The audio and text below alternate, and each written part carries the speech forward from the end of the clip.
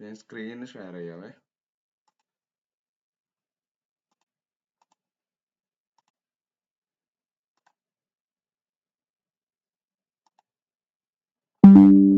കാണുന്നുണ്ടല്ലോ.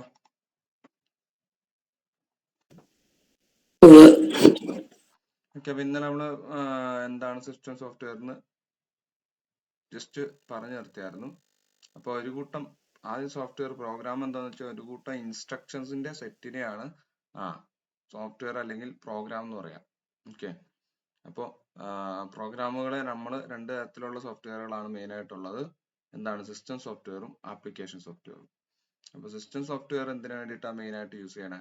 കമ്പ്യൂട്ടറിന്റെ പ്രവർത്തനങ്ങളെ നിയന്ത്രിക്കുന്നതിന് വേണ്ടിയിട്ടാണ് സിസ്റ്റം സോഫ്റ്റ്വെയർ ഉണ്ടാവുക. അവയുടെ 3 ഫങ്ഷൻസ് പറഞ്ഞു. കമ്പ്യൂട്ടറിന്റെ പ്രവർത്തനങ്ങളെ നിയന്ത്രിച്ചുകൊണ്ട്, അതുപോലെ കമ്പ്യൂട്ടർ സംവിധാനത്തിന്റെ അകത്തേക്കും പുറത്തേക്കും ഡാറ്റ എത്തിക്കുക, മെമ്മറി ഒന്ന് മാനേജ് ചെയ്യുക, പിന്നെ ആപ്ലിക്കേഷൻ പ്രോഗ്രാമുകളുടെ കൃത്യനിർവഹണത്തില് എല്ലാ ഘട്ടത്തിലും എന്താണ് അതിനെ ഹെൽപ്പ് ചെയ്യുക. ഇത്തരത്തിലുള്ള കാര്യങ്ങളാണ് സിസ്റ്റം സോഫ്റ്റ്വെയർ. ഒന്നുകൂടെ പറയാം, കമ്പ്യൂട്ടർ പ്രവർത്തനങ്ങളെ മൊത്തത്തിൽ നിയന്ത്രിക്കുക, അതിന്റെ മെമ്മറി ആയിട്ട് ബന്ധപ്പെട്ട കാര്യങ്ങൾ നോക്കുക, അതുപോലെ അതിലുള്ള മറ്റ് സോഫ്റ്റ്വെയറുകളെ കൂടി എന്ത് ചെയ്യുക? കൺട്രോൾ ചെയ്യുക എന്നുള്ളതും സിസ്റ്റം സോഫ്റ്റ്വെയറിന്റെ ഫംഗ്ഷൻ ആണ്. ഇനി ചുരുക്കത്തിൽ എന്താണ്? സിസ്റ്റം സോഫ്റ്റ്വെയർ മറ്റു സോഫ്റ്റ്വെയറുകളുടെ പ്രവർത്തനത്തെ പിന്തുണയ്ക്കുകയും പെരിഫറൽ ഉപകരണങ്ങളുമായി ആശയവിനിമയം നടത്തുകയും ചെയ്യുന്നുണ്ട്. പെരിഫറൽ ഉപകരണം എന്ന് വെച്ചാൽ ഹാർഡ്വെയറിനെ എന്ത് ചെയ്യുന്നുണ്ട്? ഹാർഡ്വെയറിനെ കൺട്രോൾ ചെയ്യാനായിട്ടും എന്തിനെ യൂസ് ചെയ്യുന്നുണ്ട്? സിസ്റ്റം സോഫ്റ്റ്വെയറിനെ യൂസ് ചെയ്യുന്നുണ്ട്. അപ്പോൾ ശ്രദ്ധിക്കുക, സിസ്റ്റം സോഫ്റ്റ്വെയറിന്റെ കാര്യങ്ങളാണ് ഇപ്പൊ നമ്മൾ പറഞ്ഞുകൊണ്ടിരിക്കുന്നത്. രണ്ടായിട്ടാണ് തിരിച്ചേക്കുന്നത്, സിസ്റ്റം സോഫ്റ്റ്വെയർ എന്നും ആപ്ലിക്കേഷൻ സോഫ്റ്റ്വെയർ എന്നും. ഒരു കൂട്ടം ഇൻസ്ട്രക്ഷൻസിന്റെ സെറ്റിനെയാണ്, അത് മറക്കാണ്ടിരിക്കുക, സെറ്റിനെയാണ് പ്രോഗ്രാം എന്ന് പറയുന്നത്. ഇനി അടുത്തത്, ഇപ്പൊ സിസ്റ്റം സോഫ്റ്റ്വെയർ നമ്മൾ പറഞ്ഞു. സിസ്റ്റം സോഫ്റ്റ്വെയർ എന്താന്ന് പറഞ്ഞു. ഹാർഡ്വെയറിനെ, അതായത് കമ്പ്യൂട്ടറിന് നമുക്ക് തൊടാൻ പറ്റുന്ന ഹാർഡ്വെയറിനെയും അതിനുള്ളിലുള്ള മറ്റ് ആപ്ലിക്കേഷൻ സോഫ്റ്റ്വെയറിനെയും നിയന്ത്രിക്കുക എന്നുള്ളത് ആരുടെ കടമയാണ്? സിസ്റ്റം സോഫ്റ്റ്വെയറിന്റെ കടമയാണ്. ഇനി സിസ്റ്റം സോഫ്റ്റ്വെയറിന് എന്തൊക്കെ ഘടകങ്ങളാണുള്ളതെന്ന് വെച്ച് കഴിഞ്ഞാൽ നോക്കുക. ഇവിടെ നമ്മൾ ഹാർഡ്വെയർ കാണിച്ചിട്ടുണ്ട്, അതാണ് CPU, RAM, ഇൻപുട്ട് ഔട്ട്പുട്ട്. അതിനുശേഷം സോഫ്റ്റ്വെയർ. സോഫ്റ്റ്വെയർ എന്ന് വെച്ച് കഴിഞ്ഞാൽ തൊടാനും സ്പർശിക്കാനും കഴിയാത്ത ഭാഗങ്ങളാണ് സോഫ്റ്റ്വെയർ. അതിനുശേഷം നമ്മൾ അതേ കണ്ടു, യൂസർ, ഉപയോക്താവ്. ഉപയോക്താവ് എന്ന് പറഞ്ഞാൽ നമ്മളാണ്. അപ്പൊ നമുക്കിടയിലും ഹാർഡ്വെയറിന്റെ ഇടയിലും ഒരു മീഡിയേറ്റർ ആയിട്ട് പ്രവർത്തിക്കുന്നത് ആരാണ്? സോഫ്റ്റ്വെയർ ആണ്. ആ സോഫ്റ്റ്വെയറിലെ എന്താണ്? System operating system, system software എന്ന് പറയും. അപ്പൊ ആ സിസ്റ്റം സോഫ്റ്റ്വെയറിനെ നമ്മൾ വീണ്ടും 3ആയിട്ടാണ് ക്ലാസ് ചെയ്തേക്കണേ. അതിൽ ഏറ്റവും പ്രധാനപ്പെട്ട ഭാഗമാണ് സിസ്റ്റം സോഫ്റ്റ്വെയറിൽ ഏറ്റവും പ്രധാനപ്പെട്ട ആണെന്ത്? Operating system. കാരണം ഓപ്പറേറ്റിംഗ് സിസ്റ്റം ഇല്ലാതെ നമുക്കൊരു കമ്പ്യൂട്ടറിനെ ഓപ്പറേറ്റ് ചെയ്യാൻ പറ്റില്ല. ഓപ്പറേറ്റിംഗ് സിസ്റ്റം എന്ന് വെച്ചാൽ ഓപ്പറേറ്റ് ചെയ്യാനായിട്ട് സഹായിക്കുക, അത്തരത്തിലുള്ള ഒരു സോഫ്റ്റ്വെയർ ആണ് ഓപ്പറേറ്റിംഗ് സിസ്റ്റം. അതിൽ തന്നെ പറഞ്ഞ മറ്റു ഘടകങ്ങളാണെന്ത്? സിസ്റ്റം സോഫ്റ്റ്വെയറിന്റെ ഭാഷാ പ്രോസസ്സറുകൾ. ഭാഷാ പ്രോസസ്സറുകൾ എന്ന് വെച്ച് കഴിഞ്ഞാൽ ലാംഗ്വേജ് മനസ്സിലാക്കി കൊടുക്കണം, അല്ലെ? അപ്പൊ നമ്മൾ ഏത് ഭാഷയിലാണോ സോഫ്റ്റ്വെയർ അല്ലെങ്കിൽ പ്രോഗ്രാം ചെയ്തേക്കണേ, ആ ഭാഷയിൽ നിന്ന് കമ്പ്യൂട്ടറിന് മനസ്സിലാക്കാവുന്ന 0ഉം 1ഉം എന്നുള്ളൊരു ഭാഷയിലേക്ക് മാറ്റാനായിട്ട് ഉപയോഗിക്കുന്ന സോഫ്റ്റ്വെയറുകളാണെന്ത്? ഭാഷാ പ്രോസസ്സറുകൾ. അടുത്താണെന്ത്? Utility software. യൂട്ടിലിറ്റി എന്ന് വെച്ചാൽ എന്തെങ്കിലും ആവശ്യത്തിന് വേണ്ടിയിട്ട് നമ്മൾ ഉണ്ടാക്കിയിരിക്കുന്ന സോഫ്റ്റ്വെയറുകളെയാണ് യൂട്ടിലിറ്റി സോഫ്റ്റ്വെയറുകൾ. പിന്നെയാണ് ആപ്ലിക്കേഷൻ സോഫ്റ്റ്വെയർ. ആപ്ലിക്കേഷനും യൂട്ടിലിറ്റിയും തമ്മിലുള്ള വ്യത്യാസം എന്താണെന്ന് കഴിഞ്ഞാൽ, യൂട്ടിലിറ്റി ആപ്ലിക്കേഷൻ എന്ന് പറഞ്ഞാൽ പെയിന്റ് ഒരു ആപ്ലിക്കേഷൻ സോഫ്റ്റ്വെയർ ആണ്, പെയിന്റ്. എന്നാൽ യൂട്ടിലിറ്റി സോഫ്റ്റ്വെയർ എന്ന് വെച്ച് കഴിഞ്ഞാൽ കമ്പ്യൂട്ടറിന്റെ പ്രവർത്തന വേഗതയൊക്കെ വർദ്ധിപ്പിക്കുന്നതിനൊക്കെ വേണ്ടിയിട്ട് നമ്മൾ ഡിസ്ക് ഡിഫ്രാഗ്മെന്റർ, ഡിസ്ക് ക്ലീനപ്പ് എന്നൊക്കെ തുടങ്ങിയ പ്രോഗ്രാമുകളെയാണ് യൂട്ടിലിറ്റി സോഫ്റ്റ്വെയർ എന്ന് പറയുന്നത്. അപ്പൊ അത് കൂടുതൽ നമുക്ക് പറയാം. നമ്മൾ എടുത്തു നിർത്തിയത് ഓപ്പറേറ്റിംഗ് സിസ്റ്റം എന്താണെന്നാണ്. ഒരു കൂട്ടം പ്രോഗ്രാമുകളാണ് എന്ത്? കമ്പ്യൂട്ടർ ഹാർഡ്വെയറിനെ ഉപയോക്താവിനെയും ബന്ധിപ്പിക്കാനുള്ള ഒരു കൂട്ടം പ്രോഗ്രാമുകളെയാണ് ഓപ്പറേറ്റിംഗ് സിസ്റ്റം എന്ന് പറയുന്നതെന്ന് പറഞ്ഞു. അതായത് ഉപയോക്താവിനെ, അതായത് നമ്മളെയും ഹാർഡ്വെയറിനെയും തമ്മിൽ ബന്ധിപ്പിക്കുന്ന ഒരു കൂട്ടം പ്രോഗ്രാമുകളെയാണ് ഓപ്പറേറ്റിംഗ് സിസ്റ്റം എന്ന് പറയുന്നത്. ഇനി കമ്പ്യൂട്ടർ സിസ്റ്റത്തെ ഉപയോഗ്യമാക്കുക എന്നതാണ് എന്ത്? ഓപ്പറേറ്റിംഗ് സിസ്റ്റത്തിന്റെ പ്രധാന ലക്ഷ്യം. അപ്പൊ നമ്മൾ എന്താണ്? ഉപ്പില്ലാത്ത കഞ്ഞി പോലെ എന്നൊക്കെ പറയില്ലേ, ചുമ്മാ ഹാർഡ്വെയർ മാത്രമായി കഴിഞ്ഞു കഴിഞ്ഞാൽ കമ്പ്യൂട്ടറിനെ നമുക്ക് ഉപയോഗിക്കാൻ പറ്റില്ല. അപ്പൊ അതിലേക്ക് അതിനെ ഉപയോഗിക്കുന്ന രീതിയിലാക്കുക എന്നുള്ളത് ആരുടെ ഫംഗ്ഷൻ ആണ്? ഓപ്പറേറ്റിംഗ് സിസ്റ്റത്തിന്റെ ഫംഗ്ഷൻ ആണ്. ഇനി ഉപയോക്താവിന് പ്രോഗ്രാമുകൾ, അതൊക്കെ നമ്മൾ പറഞ്ഞാണ്, ഇന്നലെ ഒന്ന് വായിച്ചു നോക്കുക, ഞാൻ വീണ്ടും റിപ്പീറ്റ് ചെയ്യുന്നില്ല. അപ്പൊ ഇതൊരു എന്താണ് ഒരു പിക്ചറാണ് കാണിച്ചേക്കണേ. ഇതാ കമ്പ്യൂട്ടറിന്റെ CPU, അതുപോലെ ഇത് റാം ആണ്, ഇതുമായിട്ട് ഇത് കീബോർഡാണ്, ഇത് മോണിറ്റർ ആണ്. പിന്നെ മറ്റു ഫയലുകൾ, സോഫ്റ്റ്വെയറുകളെയൊക്കെ കൺട്രോൾ ചെയ്യുന്നത് ആരാണ്? കണ്ടോ, ഓപ്പറേറ്റിംഗ് സിസ്റ്റം ആണ്. ഇതാ ഇവിടെ കൊടുത്തിട്ടുണ്ട്. ഇവയെല്ലാം ഇതിന്റെ കൺട്രോളിലാണ് വരിക. ക്ലിയർ ആണോ?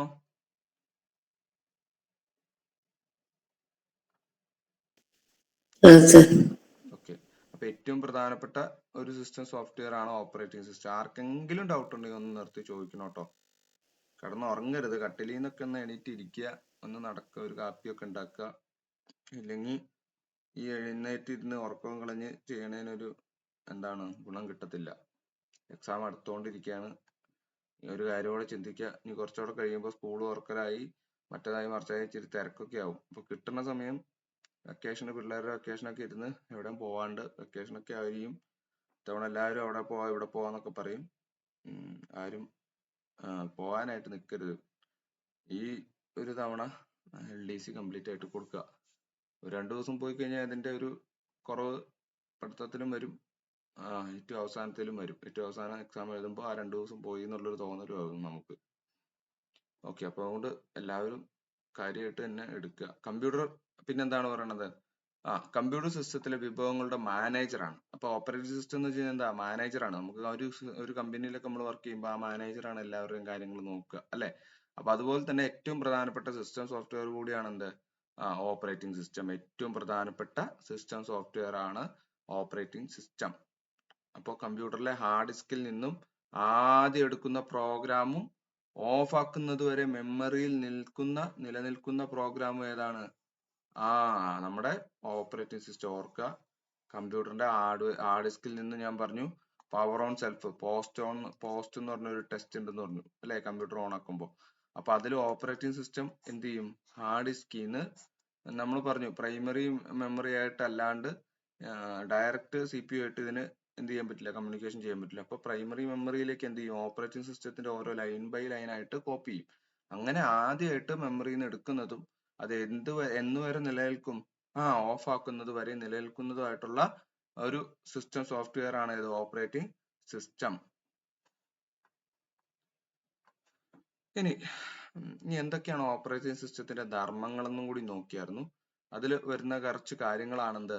പ്രോസസ്സ് കൈകാര്യം ചെയ്യുക. പ്രോസസ്സ് കൈകാര്യം ചെയ്യുക എന്ന് വെച്ച് കഴിഞ്ഞാൽ എന്തൊക്കെയാണ് കാര്യങ്ങൾ, ഓരോ വർക്കുകൾ, പ്രോസസ്സറുകളുടെ വിന്യാസം തിരിച്ചെടുക്കണം, വിവിധ പ്രോസസ്സുകൾക്ക് വിഭവങ്ങൾ നൽകുന്നതിനുള്ള പദ്ധതി തയ്യാറാക്കൽ എന്നിവ ഓപ്പറേറ്റിംഗ് സിസ്റ്റത്തിന്റെ പ്രോസസ്സ് കൈകാര്യം ചെയ്യുന്ന ഭാഗം പുലർത്തുന്ന കാര്യമാണ്. അപ്പൊ പ്രോസസ്സ് കൈകാര്യം ചെയ്യുന്ന വെച്ച് കഴിഞ്ഞാൽ, ഇപ്പൊ നിങ്ങൾ ഒരു അമ്മയാണ്, അല്ലെ? അപ്പൊ നിങ്ങളുടെ വീട്ടിൽ നടക്കുന്ന എല്ലാ കാര്യങ്ങളും, ഇപ്പൊ കൊച്ചിനെ യൂണിഫോം, കൊച്ചിനെ ഒന്ന് യാത്രയാക്കണം, അതൊരു പ്രോസസ്സാണ്. അപ്പൊ അതിന് വേണ്ടിയിട്ടുള്ള റിസോഴ്സസ് ഒക്കെ എന്തൊക്കെയാ?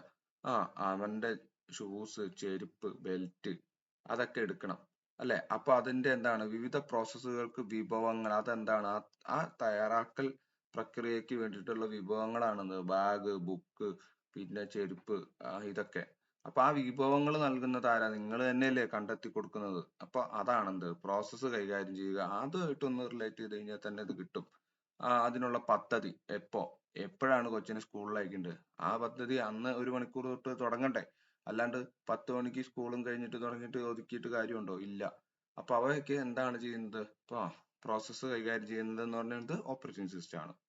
എനിക്ക് നിങ്ങൾക്ക് മനസ്സിലായി എന്ന് വിചാരിക്കുന്നു. പിന്നെ മെമ്മറി കൈകാര്യം ചെയ്യുക. മെമ്മറി കൈകാര്യം ചെയ്യുക എന്ന് വെച്ച് കഴിഞ്ഞാൽ എന്താണ്? കമ്പ്യൂട്ടറിന് വേണ്ടിയിട്ടുള്ള എല്ലാ ഡാറ്റയും മെമ്മറിയിലാണ് സ്റ്റോർ ചെയ്ത് വെച്ചേക്കണേ. അപ്പൊ അത് കറക്റ്റ് ആയിട്ട് അതിൽ നിന്ന് ഡാറ്റ ആക്സസ് ചെയ്യുക, അതിലേക്ക് സേവ് ചെയ്യുക, ഇതൊക്കെ ആരുടെ എന്താണ് ജോലിയാണ്? നമ്മുടെ ഓപ്പറേറ്റിംഗ് സിസ്റ്റത്തിന്റെ തന്നെ ഒരു ജോലിയാണ്. പ്രാഥമിക മെമ്മറി കൈകാര്യം ചെയ്യുകയോ നിയന്ത്രിക്കുകയോ ചെയ്യുന്നത് ഓപ്പറേറ്റിംഗ് സിസ്റ്റത്തിലെ മെമ്മറി കൈകാര്യം ചെയ്യുന്ന ഭാഗമാണ്. ഇന്നലെ ഞാൻ പറഞ്ഞായിരുന്നു, നമ്മുടെ തലച്ചോറിന് എന്തുണ്ട്? ഓരോരോ കാര്യങ്ങളുണ്ട്, ഓരോരോ ഭാഗങ്ങളുണ്ട്. തലച്ചോറിന്റെ വലത് സൈഡ് ഇടത് സൈഡിനെയും, ശരീരത്തിന്റെ ഇടത് സൈഡിനെയും, ഇടത് സൈഡ് ശരീരത്തിന്റെ വലത് സൈഡിനെയാണ് കൺട്രോൾ ചെയ്യുക. അപ്പൊ അതില് വെർണിക്സ് ഏരിയ, കോർണിക്സ് ഏരിയ എന്ന് പറഞ്ഞ് 2-3 സംസാര ഭാഷയ്ക്കും പിന്നെ നമുക്ക് ഇമേജിൻ ചെയ്യാനായിട്ടുള്ള ഒരു കഴിവ് തരുന്നതൊക്കെ, അതുപോലെ മാത്തമാറ്റിക്സ് റിലേറ്റഡ് ആയിട്ടുള്ള പല ഏരിയകളും ഉണ്ട്. അപ്പൊ ആ ഒരു ഭാഗം മെമ്മറി ആയിട്ട് വളരെയധികം കണക്റ്റഡ് ആണ്. അപ്പം ഏതെങ്കിലും ഒരു ഫംഗ്ഷൻ എന്താണ് ഫെയിലിയർ ആയിട്ടുണ്ടെങ്കിൽ, ഏതെങ്കിലും ഒരു പാർട്ട് ഫെയിലിയർ ആയിട്ടുണ്ടെങ്കിൽ നമുക്ക് ആ കഴിവ് നഷ്ടപ്പെടണം. അതുപോലെ തന്നെ എന്താണ് മെമ്മറി കൈകാര്യം ചെയ്യുന്നത് ആരാണ്? ഓപ്പറേറ്റിംഗ് സിസ്റ്റം ആണ്. ഓരോ മെമ്മറി സ്ഥാനത്തിന്റെയും അവസ്ഥ, അതായത് ഇപ്പൊ നിലവിൽ അവിടെ എന്തെങ്കിലും ഡാറ്റ ഉണ്ടോ, അല്ലെങ്കിൽ അത് ഒഴിഞ്ഞു കിടക്കുകയാണോ, പുതിയ ഡാറ്റ കൊണ്ടുവന്നിടാവോ എന്നൊക്കെ നോക്കുന്നതൊക്കെ ആരാണ്? നമ്മുടെ ഓപ്പറേറ്റിംഗ് സിസ്റ്റം ആണ്. ഓക്കെ ആണോ?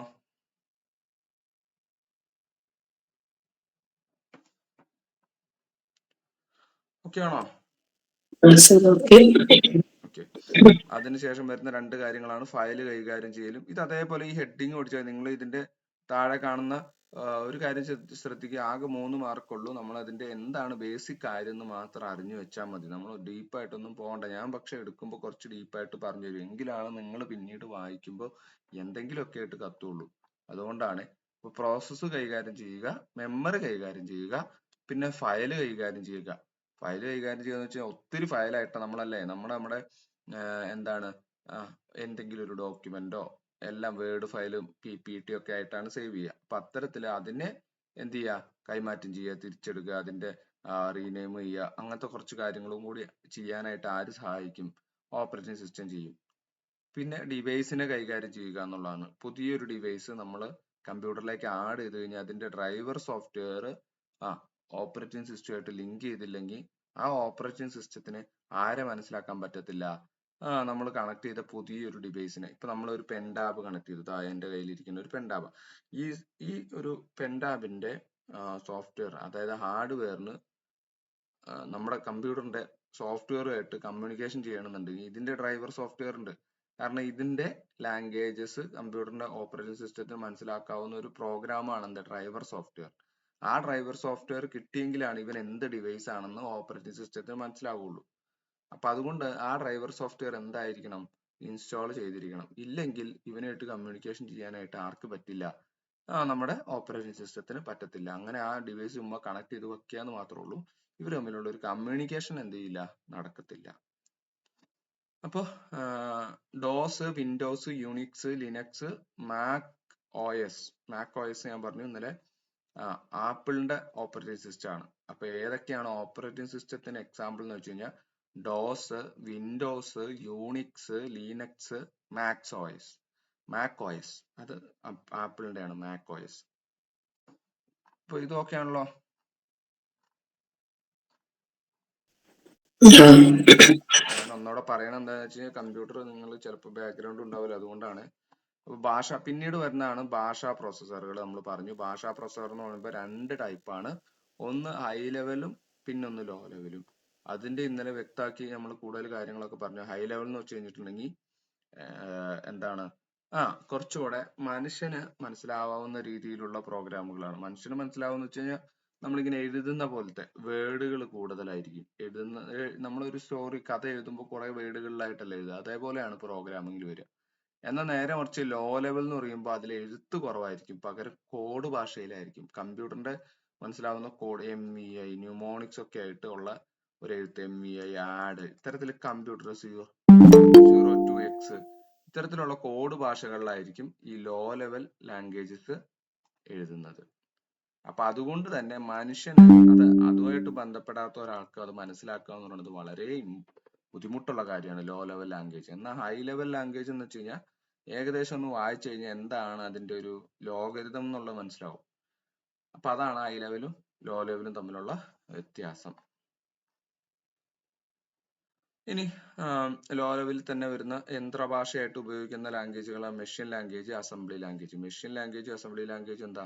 പ്രത്യേകമായിട്ടുള്ള കമ്പ്യൂട്ടറിനും പ്രത്യേക താഴ്ന്ന തരത്തിലുള്ള യന്ത്രഭാഷയാണ്. അങ്ങനെ യന്ത്രഭാഷകൾക്ക് ഉദാഹരണമാണ് മെഷീൻ ലാംഗ്വേജും അസംബ്ലി ലാംഗ്വേജും. എന്താണ് മെഷീൻ ലാംഗ്വേജ് എന്ന് വെച്ച് കഴിഞ്ഞാൽ കമ്പ്യൂട്ടറിന് മനസ്സിലാക്കാൻ പറ്റുന്ന 0ഉം 1ഉം മാത്രം ഉപയോഗിച്ചിട്ട് എഴുതിയിരിക്കുന്ന ലാംഗ്വേജ് ആണ് മെഷീൻ ലാംഗ്വേജ്. എന്നാൽ അസംബ്ലി ലാംഗ്വേജ് ഒരു ലോ ലെവൽ ലാംഗ്വേജ് തന്നെയാണ്. ലോ ലെവൽ ലാംഗ്വേജ് തന്നെയാണ്. പക്ഷെ എന്തുണ്ട്? ന്യൂമോണിക്സ് എന്ന് പറയുമ്പോൾ ആഡ്, സബ്സ്ട്രാക്ട്, MEI ഇത്തരത്തിലുള്ള ചില ചെറിയ കീ വേർഡുകൾ അല്ലെങ്കിൽ ആ ഒരു ഓപ്പറേഷന് സൂചിപ്പിക്കുന്ന ചില കീ വേർഡുകളും കൂടി എന്തായിരിക്കും? ആ പ്രോഗ്രാമിൽ ഇൻക്ലൂഡഡ് ആയിരിക്കും. അത്തരത്തിലുള്ള സോഫ്റ്റ്വെയറിനെയാണ് അസംബ്ലി ലാംഗ്വേജ് എന്ന് പറയുന്നത്. അപ്പൊ അസംബ്ലി ലാംഗ്വേജിനെ കൺവേർഷൻ ലോ ലെവൽ അല്ലെങ്കിൽ മെഷീൻ ഭാഷയിലേക്ക് കൺവേർഷൻ ചെയ്യുന്ന ഭാഷയാണ് അസംബ്ലർ.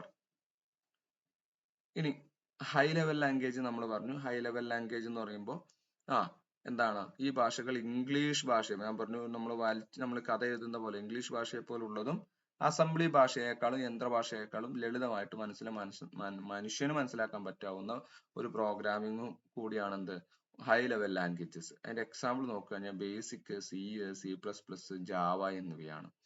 അപ്പൊ ഈ ഹൈ ലെവൽ ലാംഗ്വേജസിനെയും ലോ ലെവൽ ലാംഗ്വേജസിനെയും തമ്മിൽ എന്ത് ചെയ്യുക, കണക്ട് ചെയ്യുക, അല്ലെങ്കിൽ ഹൈ ലെവൽ ലാംഗ്വേജസിനെ ലോ ലെവൽ ലാംഗ്വേജ് ആയിട്ട് മാറ്റുന്ന ഒരു പ്രോഗ്രാം ആണെന്ത് കമ്പൈലർ അല്ലെങ്കിൽ ഇന്റർപ്രറ്റർ. അതെന്താന്ന് പറഞ്ഞു. കമ്പൈലർ എന്ന് പറയുമ്പോൾ മൊത്തത്തിൽ ഒരു പ്രോഗ്രാമിനെ എന്ത് ചെയ്യും, അങ്ങ് മാറ്റിക്കളയും.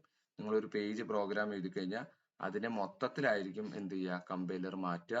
എന്നാൽ ഇന്റർപ്രറ്റർ ഓരോ ലൈനായിട്ടാണ് മാറ്റുക. അപ്പോൾ ഒരു ഹൈ ലെവൽ ലാംഗ്വേജിനെ ലോ ലെവൽ ലാംഗ്വേജിലേക്ക് മാറ്റുന്ന ഫംഗ്ഷൻ ചെയ്യുന്നത് ആരാണ്? കമ്പൈലർ അല്ലെങ്കിൽ ഇന്റർപ്രറ്റർ ആണ്. അത് മൊത്തത്തിൽ ഒറ്റയടിക്ക് ചെയ്യുകയാണെങ്കിൽ അത്തരത്തിലുള്ള പ്രോഗ്രാമിനെയാണ് കമ്പൈലർ എന്നും, അല്ല കുറച്ച് സ്ലോ ആയിട്ട് ഓരോ ലൈൻ ബൈ ലൈൻ ആയിട്ട് ചെയ്യുന്ന പ്രോഗ്രാമിനെയാണ് എന്ത് ഇന്റർപ്രറ്റർ എന്നും പറയുന്നത്. ഇതുവരെ ഓക്കെ അല്ലേ?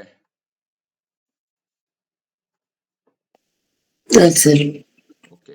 ഇനി അപ്പോ എന്തെങ്കിലും ഡൗട്ട് ഉണ്ടെങ്കിൽ ചോദിക്കുക. ഒരു മിനിറ്റ് തരാം. ആർക്കെങ്കിലും എന്തെങ്കിലും ഡൗട്ട് ഉണ്ടെങ്കിൽ അതാ ഉറങ്ങുകയാണെന്നുണ്ടെങ്കിൽ ഒന്ന് എണീറ്റിരിക്കുക, മുഖമൊക്കെ ഒന്ന് കഴുകുക. ആർക്കെങ്കിലും ഡൗട്ട് ഉണ്ടോ? ലിമി, സജിത, റോഷന? മനസ്സിലായി സാർ. ഓക്കെ.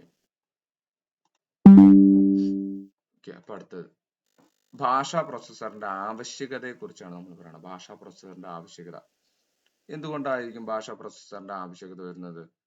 സ്വാഭാവികമായിട്ടും കമ്പ്യൂട്ടറിന് മനസ്സിലാവുന്ന കാര്യങ്ങൾ പറഞ്ഞു കൊടുത്താലേ കമ്പ്യൂട്ടർ ചെയ്യുള്ളൂ, അല്ലെ?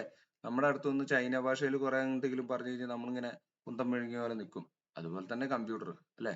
കമ്പ്യൂട്ടറിലേക്ക് നമ്മുടെ ഭാഷ അടിച്ചു കൊടുത്തു കഴിഞ്ഞാൽ കമ്പ്യൂട്ടറിന് മനസ്സിലാവില്ല എന്താ ചെയ്യേണ്ടതെന്ന്. അപ്പൊ അതുകൊണ്ട് അത്തരത്തില് ഒരു കൺവേർഷന്റെ ആവശ്യകത വരുന്നുണ്ട്. അപ്പൊ അത് ചെയ്യുന്നത് ആരാ? ഭാഷാ പ്രോസസ്സറാണ്. അപ്പൊ അതെന്താന്ന് മനസ്സിലായല്ലോ. ഭാഷാ പ്രോസസ്സർ എന്താ? കമ്പ്യൂട്ടറിന് മനസ്സിലാവുന്ന മെഷീൻ ലാംഗ്വേജിലേക്ക് മനുഷ്യന് മനസ്സിലാകാവുന്നതും വായിച്ച എളുപ്പത്തിൽ മനസ്സിലാക്കാവുന്നതുമായിട്ടുള്ള ഹൈ ലെവൽ ലാംഗ്വേജസിനെ മാറ്റുക എന്നുള്ള ഒരു ഫംഗ്ഷൻ ആണ് എന്ത് ഭാഷാ പ്രോസസ്സർ ചെയ്യുന്നത്. അപ്പൊ ഉയർന്ന തലത്തിലുള്ള ഭാഷകളിലോ അസംബ്ലി ഭാഷകളിലോ എഴുതിയിരിക്കുന്ന പ്രോഗ്രാമുകൾ കമ്പ്യൂട്ടറിന് മനസ്സിലാക്കാൻ സാധിക്കില്ല. ഇങ്ങനെയുള്ള പ്രോഗ്രാമുകളെ യന്ത്രഭാഷയിലേക്ക്, കമ്പ്യൂട്ടറിന് മനസ്സിലാകുന്ന ഭാഷയാണെന്ത് യന്ത്രഭാഷ, മാറ്റുന്നത് ഭാഷാ പ്രോസസ്സറുകൾ ഉപയോഗിക്കുന്നു. അപ്പൊ ഓർക്കുക, യന്ത്രഭാഷയിലേക്ക് മാറ്റാനാണ്. ഇനി വിവിധ തരത്തിലുള്ള ഭാഷാ പ്രോസസ്സറുകൾ നമുക്ക് നോക്കാം. ടൈപ്സ് ഓഫ് ലാംഗ്വേജ് പ്രോസസ്സേഴ്സ് ആണ്. എത്ര തരത്തിലുള്ള ഭാഷാ പ്രോസസ്സറുകൾ ലഭ്യമാകുന്നു. അതിൽ ഒന്നാമത്തെയാണ് എന്ത് അസംബ്ലർ. ഞാൻ ആദ്യം പറഞ്ഞു അസംബ്ലർ എന്ന്. അസംബ്ലി ലാംഗ്വേജസിനെ മാറ്റുവാൻ വേണ്ടിയിട്ടുള്ളതാണ് എന്ത് അസംബ്ലർ. അതാണെന്ത് അസംബ്ലി ഭാഷയിൽ. അസംബ്ലി നമ്മൾ പറഞ്ഞു MEI, ആഡ്, അല്ലെ, ക്യാരി, ഇത്തരത്തിലുള്ള ചില ചെറിയ കോഡുകൾ, ആഡ്, സബ്സ്ട്രാക്ട്, മൾട്ടിപ്ലൈ, ഇത്തരത്തിലുള്ള ന്യൂമോണിക്സ് എന്നാണ് ഇതിനെ പറയുക. ഇതിനെല്ലാത്തിനെയും ന്യൂമോണിക്സുകൾ എന്നാണ് പറയുന്നത്. അത്തരത്തിലുള്ള ന്യൂമോണിക്കുകൾ ഉപയോഗിച്ച് എഴുതപ്പെട്ടിട്ടുള്ള ഒരു ഭാഷയാണ് എന്ത് അസംബ്ലി ലാംഗ്വേജ്. ആ അസംബ്ലി ലാംഗ്വേജിനെ എന്ത് യന്ത്രഭാഷയിലേക്ക് തർജ്ജമ ചെയ്യുന്നതാണ് ആര്? അസംബ്ലർ. സംഭവം കഴിഞ്ഞ്. അപ്പൊ അസംബ്ലി ലാംഗ്വേജിനെ അസംബ്ലർ അല്ലെങ്കിൽ മെഷീൻ ലാംഗ്വേജ് പഠിച്ചെടുക്കുക. അസംബ്ലി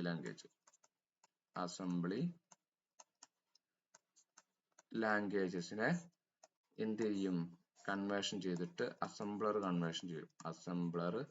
കൺവേർഷൻ ചെയ്തിട്ട് എന്തായിരിക്കും 01010101000001 എന്നൊക്കെയുള്ള മെഷീൻ ലാംഗ്വേജസ് ആയിട്ട് ആര് മാറ്റും? നമ്മുടെ അസംബ്ലർ മാറ്റും. അസംബ്ലി ലാംഗ്വേജസിനെ മെഷീൻ ലാംഗ്വേജിലേക്ക് മാറ്റുന്നതാണ് ആര്? അസംബ്ലർ. അപ്പോ ഒറ്റ കാര്യം ചിന്തിക്കുക. ആദ്യം തർജ്ജമ ചെയ്യപ്പെട്ട ശേഷമാണ് എന്ത് ചെയ്യുക? കമ്പ്യൂട്ടറിലേക്ക് അല്ലെങ്കിൽ എക്സിക്യൂഷൻ ചെയ്യാനായിട്ട് കൊടുക്കുക. എങ്കിൽ മാത്രമാണ് പ്രോപ്പർ റിസൾട്ട് ഉണ്ടാക്കിയെടുക്കാൻ പറ്റൂ. അല്ലാതെ കൺവേർഷൻ ചെയ്യാത്തൊരു ഫയൽ ഒരിക്കലും കൊടുക്കത്തില്ല. ഇനി നമ്മൾ പറഞ്ഞ പോലെ ഇന്റർപ്രറ്റർ എന്താണ്, കമ്പൈലർ എന്താണെന്ന് ഞാൻ ആദ്യം പറഞ്ഞായിരുന്നു. ഇന്റർപ്രറ്റർ എന്ന് വെച്ച് കഴിഞ്ഞാൽ ഉയർന്ന തലത്തിൽ എഴുതിയ പ്രോഗ്രാമുകളെ വരിയായിട്ട് കണ്ടോ, ഓരോ ലൈനായിട്ട് വരിയായിട്ട് യന്ത്രഭാഷയിലേക്ക് മൊഴി മാറ്റാം. ഇത്രയും നടത്തുന്ന പ്രോസസ്സറിനെയാണ് ഇന്റർപ്രറ്റർ. അപ്പൊ ഈ ഓരോ ലൈനായിട്ട് നമ്മൾ അതിനെ മാറ്റുകയാണെന്നുണ്ടെങ്കിൽ അതിനെ ഇന്റർപ്രറ്റർ എന്നാണ് പറയുക. അപ്പൊ ഏതെങ്കിലും ഒരു വരിയിൽ തെറ്റുണ്ടെങ്കിൽ തെറ്റുകൾ വെളിപ്പെടുത്തുകയും പ്രവർത്തനം എന്ത് ചെയ്യും, അവിടെ വെച്ച് അവസാനിപ്പിക്കുകയും ചെയ്യും. അപ്പൊ നിങ്ങൾ ചിന്തിക്കുക, ഇന്റർപ്രറ്ററിന് ഒരു എന്താണ് ഒരു ഗുണം കൂടി ഉണ്ട്. ഓരോ ലൈൻ ബൈ ലൈൻ ആകുമ്പോൾ ഇച്ചിരി സ്ലോ ആണ് എങ്കിലും തെറ്റുണ്ടെങ്കിൽ നമുക്ക് ആ ലൈനിന്റെ അവിടെ വെച്ച് എന്ത് ചെയ്യും, പ്രോഗ്രാം അവിടെ അങ്ങ് നിൽക്കും. അപ്പൊ നമുക്ക് തെറ്റ് എവിടെയാന്ന് കണ്ടുപിടിക്കാൻ എളുപ്പമുണ്ട്. അതല്ലാതെ മൊത്തത്തിൽ അങ്ങ് എക്സിക്യൂഷൻ ചെയ്ത് കഴിഞ്ഞിട്ടുണ്ടെങ്കിൽ ഇച്ചിരി ഫാസ്റ്റ് ആയിരിക്കും, പക്ഷെ തെറ്റ് എവിടെയാന്ന് കണ്ടുപിടിക്കണമെങ്കിൽ നമ്മൾ വീണ്ടും തുടക്കം തൊട്ട് ഇങ്ങനെ ഏതാണെന്ന് ആ പേജിലാണെന്ന് മനസ്സിലാവും, പക്ഷെ എവിടെയാണെന്ന് മനസ്സിലാവത്തില്ല. ഇനി ഇന്റർപ്രറ്ററിന് ഒരു എക്സാമ്പിൾ ആണെന്ത്, ബേസിക് എന്താണ്, ഒരു ഇന്റർപ്രിറ്റഡ് ഭാഷയാണ് ബേസിക്. മനസ്സിലായോ?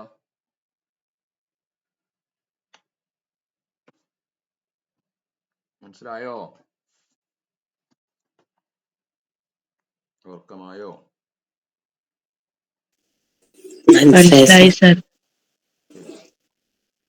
രാവിലെ എണീറ്റ് ഒരു പാട്ടൊക്കെ വെച്ചാലാണ് രസാവുള്ളൂ അല്ലേ?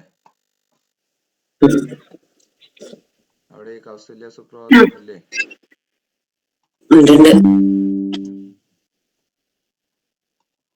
ശരിക്കും അത് കേൾക്കുന്ന ഒരു നല്ല രസമല്ലേ? അതുപോലെ ഈ വാങ്ക് കേൾക്കുക. നമ്മുടെ ഉറക്കം 6 മണിക്കാണോ? അത് ശരി. കസ്റ്റമൈസ് ചെയ്തിട്ടാണല്ലോ ആൾക്കാർക്കനുസരിച്ച്. ഏതാണ്? ഓരോ സ്ഥലത്തെ ആൾക്കാർക്കനുസരിച്ച് കസ്റ്റമൈസ് ചെയ്തിട്ടാണല്ലോ എന്ന് പറയാ. അത് ശരിയാ.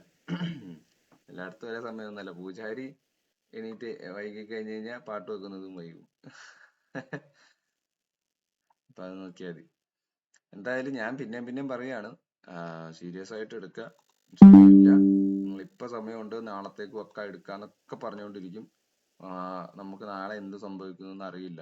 അപ്പൊ പഠിച്ച് തീർക്കാനുള്ളത് ഞാൻ പറഞ്ഞു, ഈ ഒരു 2 വീക്കിൽ ഞാനിടുന്ന ടോപ്പിക്ക് കൂടുതൽ പഠിച്ചു കഴിഞ്ഞാൽ നിങ്ങൾ റൈറ്റ് ട്രാക്കിലാണ്. അത് താഴെയാണ് പോണെങ്കിൽ നിങ്ങൾ ഗിയർ ഷിഫ്റ്റ് ചെയ്യുക, ഓടിയെത്താൻ ശ്രമിക്കുക.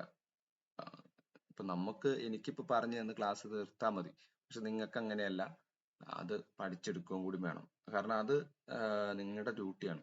അപ്പൊ അതുകൊണ്ട് അതിന് വെയിറ്റ് ചെയ്യാണ്ട് നിങ്ങൾ മുമ്പേ തന്നെ ഓടുക. നമ്മൾ എന്തൊക്കെയാലും ടോപ്പിക്ക് കവർ ചെയ്ത് തീർക്കും, അതില് തർക്കമൊന്നുമില്ല. പക്ഷെ നിങ്ങൾ പഠിച്ചൊരു റിവിഷൻ ചെയ്യുമ്പോൾ മാത്രമാണ് നിങ്ങളുടെ വിജയസാധ്യത അവിടെ വർദ്ധിക്കുന്നുള്ളൂ. അത് മനസ്സിലാക്കുക. കുറച്ചൊക്കെ ഉറക്കം, ഒരു 3 മാസം ഉറക്കമില്ല, ഞാൻ ഇച്ചിരി കുറവേ ഉറങ്ങുള്ളൂ, അല്ലെങ്കിൽ ഫംഗ്ഷനൊക്കെ മനസ്സിനെ പറഞ്ഞ് പഠിപ്പിക്കുക. അതാണ് എൻ്റെ ഇപ്പോഴത്തെ നല്ലതെന്ന് വിചാരിച്ചുകൊണ്ട് ഓരോ ദിവസവും നിങ്ങൾ പ്ലാൻ ചെയ്ത് തലേ ദിവസം കിടക്കുമ്പോൾ തന്നെ പ്ലാൻ ചെയ്യുക. ഇന്നലെ അവിടെ സമയം പോയി, ഇന്ന് ഞാൻ ആ സമയം വരുമ്പോൾ ഞാൻ എന്തെങ്കിലും ഇരുന്ന് പഠിക്കും എന്ന് തീരുമാനിച്ചു കഴിഞ്ഞാൽ തീരാവുന്ന പ്രശ്നമുള്ളൂ എല്ലാം. ഓക്കെ, അടുത്ത കമ്പൈലർ പറഞ്ഞു. അപ്പൊ എന്താണ്, ഒന്നിച്ചങ്ങോട്ട് കൺവേർഷൻ ചെയ്യും. അപ്പൊ ഇന്റർപ്രറ്റർ പറഞ്ഞു കഴിയുമ്പോൾ തന്നെ ഞാൻ എന്താണ് കമ്പൈലർ പറഞ്ഞു. അതായത് ഒരു പേജിനെ മൊത്തം അങ്ങ് കൺവേർഷൻ ചെയ്യും, മെഷീൻ ലാംഗ്വേജിലേക്ക് കൺവേർഷൻ ചെയ്യും. അപ്പൊ അങ്ങനെ വരുമ്പോൾ എറർ ഉണ്ടെങ്കിൽ അത് നിൽക്കും, പക്ഷെ എവിടെയാണ് എറർ എന്ന് നമുക്ക് പറയാൻ പറ്റില്ല. ഉയർന്ന തലത്തിൽ എഴുതിയ പ്രോഗ്രാമുകളെ യന്ത്രഭാഷയിലേക്ക് മൊഴിമാറ്റം നടത്തുന്ന ഭാഷാ പ്രോസസ്സറാണ് എന്ത്, കമ്പൈലർ. ഇവിടെ എന്താണ്, ഒറ്റ തവണ കൊണ്ട് ആ പ്രോഗ്രാമിനെ മുഴുവനായിട്ട് എന്ത് ചെയ്യുന്നുണ്ട്, വ്യാഖ്യാനിക്കും എന്ന് വെച്ച് കഴിഞ്ഞാൽ അതിനെ ചേഞ്ച് ചെയ്യും, മെഷീൻ ലാംഗ്വേജിലേക്ക് മാറ്റും. ഇതിലേതെങ്കിലും തെറ്റുകൾ വന്നാൽ ആ തെറ്റുകൾ കമ്പൈലേഷന്റെ അവസാനം ക്രമ നമ്പറോടുകൂടി സന്ദേശങ്ങളായിട്ട് സ്ക്രീനിൽ തെളിയും. വാക്യഘടനയിൽ തെറ്റൊന്നുമില്ലെങ്കിൽ കമ്പൈലർ ഒരു ഒബ്ജക്റ്റ് ഫയൽ സൃഷ്ടിക്കും. അപ്പോൾ ഇതില് നമ്മള് വാക്യഘടന എന്ന് വെച്ച് കഴിഞ്ഞാൽ എന്താണ്, സിന്റാക്സ് ആണ്, സിന്റാക്സ് എറർ എന്ന് പറയും. അതായത് ഒരു പ്രോഗ്രാം എഴുതേണ്ടതിന് ഒരു സ്ട്രക്ചർ ഉണ്ട്. ഇപ്പൊ നമ്മള് എന്താ പറയാ, പ്രോഗ്രാം എഴുതേണ്ട ഒരു സ്ട്രക്ചർ എന്ന് വെച്ച് കഴിഞ്ഞിട്ടുണ്ടെങ്കിൽ ലൈഫുമായിട്ട് ബന്ധിപ്പിക്കുമ്പോൾ നമുക്ക് എന്ത് പറയാം, ഡ്രൈവിംഗ് എഴുതുമ്പോൾ ചില റൂള് കാര്യങ്ങളൊക്കെ ഉണ്ട് അല്ലെ. തോന്നുമ്പടി ഇപ്പൊ നമ്മൾ വലത്തെ സൈഡിൽ കൂടെ ഇടത് സൈഡ് ചേർന്ന് ഓടിക്കാനാണ് പറയുക വണ്ടികളൊക്കെ. അല്ലാണ്ട് വലത്തെ സൈഡിൽ കൂടെ ഓടിച്ചു കഴിഞ്ഞിട്ടുണ്ടെങ്കിൽ ഇപ്പുറത്തുനിന്ന് തന്നെ വണ്ടികളായിട്ട് കൂട്ടിമുട്ടും. അപ്പൊ അതുപോലെ തന്നെ ഈ പ്രോഗ്രാം എഴുതുമ്പോഴും എന്ത് ചെയ്യുന്നുണ്ട്, ചില സ്ട്രക്ചർ പാലിക്കേണ്ട ആ പ്രോഗ്രാമിനായിട്ട് ബന്ധപ്പെട്ട ചില കാര്യങ്ങൾ നമ്മൾ അതേപോലെ പാലിക്കണം. ഇല്ലെങ്കിൽ എന്ത് ചെയ്യും, അതിൽ എറർ പറ്റും. അപ്പൊ അതുപോലത്തെ എന്താണ് ഈ സ്ട്രക്ചറിൽ ഉള്ള മാറ്റങ്ങൾ, അത് വാക്യഘടന എന്ന് വെച്ചാൽ സ്ട്രക്ചർ ആണ് ഉദ്ദേശിക്കുന്നത്. അപ്പൊ ആ സ്ട്രക്ചറിൽ എന്തെങ്കിലും തെറ്റൊന്നുമില്ലെങ്കിൽ കമ്പൈലർ എന്ത് ചെയ്യും, ഒരു ഒബ്ജക്റ്റ് ഫയൽ സൃഷ്ടിക്കും. ഒബ്ജക്റ്റ് ഫയൽ എന്ന് വെച്ച് കഴിഞ്ഞിട്ടുണ്ടെങ്കിൽ ഇതിനെ എക്സിക്യൂഷൻ ചെയ്യാനായിട്ടുള്ള ഒരു ഫയലാണ്, അതായത് പ്രോസസ്സറിലേക്ക് കൊടുക്കുന്നതിന് വേണ്ടിയിട്ടുള്ള ഒരു ഫയലാണ് ഈ ഒബ്ജക്റ്റ് ഫയൽ എന്ന് പറയുന്നത്. അപ്പൊ കമ്പൈലർ ഉപയോഗിച്ചിട്ടുള്ള തർജ്ജമ കമ്പൈലേഷൻ എന്ന് പറയുന്നു. കമ്പൈലർ ഉപയോഗിച്ചിട്ടുള്ള തർജ്ജമയെ കമ്പൈലേഷൻ എന്ന് പറയുന്നു. അപ്പൊ തർജ്ജമയ്ക്ക് ശേഷം പ്രോഗ്രാം റൺ ചെയ്യുന്നത് കമ്പൈലർ മെമ്മറിയിൽ ആവശ്യമില്ല. അപ്പൊ ഈ പ്രോഗ്രാമിന് റൺ ചെയ്യാനായിട്ട് കമ്പൈലറിന്റെ മെമ്മറിയിൽ വെക്കേണ്ട ആവശ്യമില്ല. കമ്പൈലേഷൻ ചെയ്ത് കഴിഞ്ഞിട്ടുണ്ടെങ്കിൽ പ്രോസസ്സറിലേക്ക് ഡയറക്റ്റ് കൊടുക്കാം. പിന്നീട് പ്രോസസ്സർ എന്ത് ചെയ്യും, ആ ഫയലിനെ, അതായത് കൺവേർഷൻ ചെയ്ത മെഷീൻ ഫയലിനെ എന്ത് ചെയ്യുന്നു, എക്സിക്യൂഷൻ ചെയ്യുന്നു. അപ്പൊ കമ്പൈലർ ഉപയോഗിക്കുന്ന പ്രോഗ്രാമിംഗ് ഭാഷകളാണ് ഇതൊക്കെ, സി, C++, പാസ്കൽ എന്നിവയൊക്കെ കമ്പൈലർ ആണ് ഉപയോഗിക്കുന്നത്. ഓക്കെ ആണോ?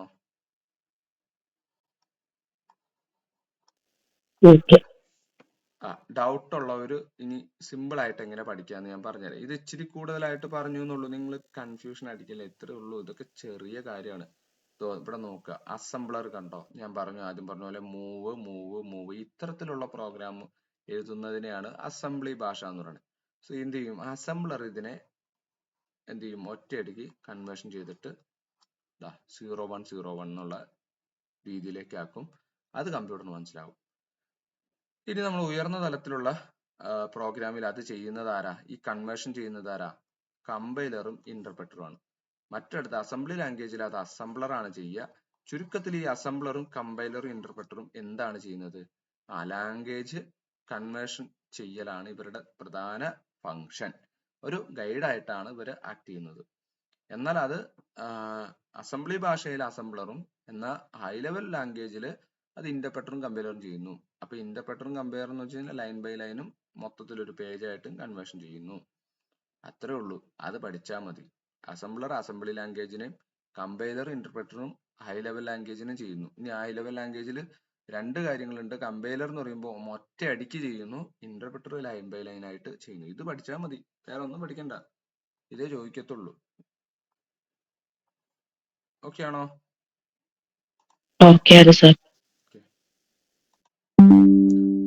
ഇനി അടുത്താണ് എന്ത്, യൂട്ടിലിറ്റി സോഫ്റ്റ്വെയർ ആണ്. യൂട്ടിലിറ്റി സോഫ്റ്റ്വെയർ ഞാൻ ആദ്യം പറഞ്ഞു, കമ്പ്യൂട്ടറിന്റെ ഒക്കെ സ്പീഡ് വർദ്ധിപ്പിക്കുക, കുറച്ചും കൂടി അടുക്കും ചിട്ടയോട്. നമ്മൾ യൂട്ടിലിറ്റീസ് എന്ന് പറഞ്ഞാൽ എന്താ, യൂട്ടിലിറ്റീസ് നിങ്ങൾ കിച്ചണിലെ യൂട്ടിലിറ്റീസ് ഇല്ലേ,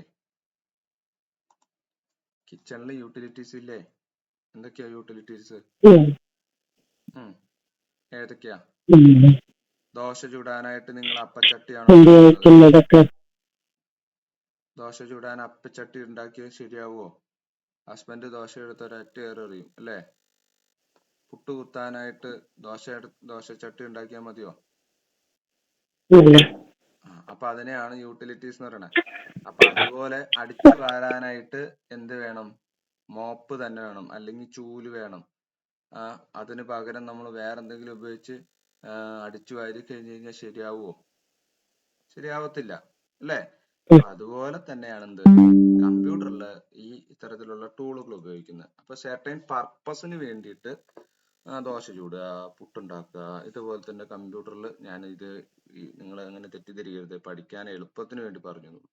അപ്പൊ അതുമായിട്ട് റിലേറ്റ് ചെയ്യുമ്പോൾ ഇത് പഠിക്കാൻ എളുപ്പമാണ്. അപ്പൊ അത്തരത്തിലുള്ള ഒരു സ്പെസിഫിക് ടാസ്ക് ചെയ്യുക. അന്ന് വിചാരിച്ച് പെയിന്റിന്റെ പണിയല്ലേ എന്നല്ല. അതായത് എന്താണ് ഇവിടെ പതിവ് ജോലികളും കണ്ടോ, പതിവ് ജോലികളും സിസ്റ്റം പരിപാലനം. അപ്പൊ നമ്മളെ വീട് പരിപാലിക്കുന്നതിന് വേണ്ടിയിട്ടാണ് നമ്മൾ ചൂല് മറ്റിതൊക്കെ ചെയ്യുന്നത് അല്ലെ?